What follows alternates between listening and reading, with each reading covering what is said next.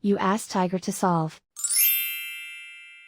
This deals with linear equations with one unknown. The final result is x equals 6.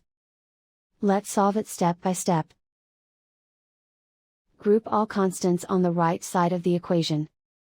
Subtract 9 from both sides.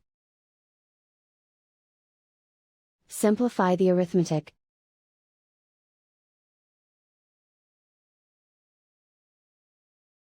Isolate the x.